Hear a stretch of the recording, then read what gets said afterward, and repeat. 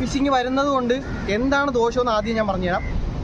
നമ്മൾ അമിതമായിട്ടുള്ള മത്സ്യസമ്പത്ത് അതിനുള്ളിലോട്ട് കയറും.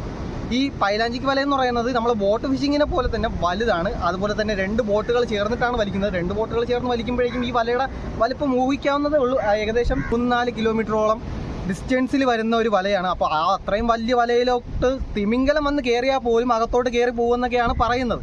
അപ്പോൾ ഈ പറയുന്ന സംഭവങ്ങളല്ല, അപ്പോൾ അത്രമാത്രം മീനുകൾ ബൾക്കായിട്ട് കയറിപ്പോകും. ഈ ബൾക്കായിട്ട് കയറി പോകുന്നത് എന്ന് പറഞ്ഞു കഴിഞ്ഞാൽ നെറ്റ് വലയിലോട്ടാണ്. നെറ്റ് വലയുടെ ഒരു പ്രധാന സവിശേഷത എന്ന് പറഞ്ഞു കഴിഞ്ഞാൽ ഈ നെറ്റ് വലയിൽ മീനുകൾ കയറി കഴിഞ്ഞ് കഴിഞ്ഞാൽ അതിൽ ചെറുതോ വലുതോ എന്നൊന്നും ഇല്ല. ഏത് മീനായിരുന്നാലും വലയ്ക്കുള്ളിലായിരിക്കും. അപ്പോൾ ഈ വല പൊട്ടിച്ച് ഇടുന്ന സമയങ്ങളിൽ ചെറിയ മീനുകളൊക്കെ എന്ന് പറഞ്ഞു കഴിഞ്ഞാൽ ലക്ഷക്കണക്കിന് കോടിക്കണക്കിന് കുഞ്ഞു മീനുകളെ നമ്മൾ പൊട്ടിച്ച് ഇട്ട് കഴിഞ്ഞ് കഴിഞ്ഞാൽ അത് ചത്തുപോകും. അപ്പോൾ ആ ചത്തുപോകുന്ന മീനുകളെ ചവ്വലിന് വാരി കടലിലോട്ട് തന്നെ കളയും, വേസ്റ്റിൻ്റെ കൂടെ തന്നെ കളയും.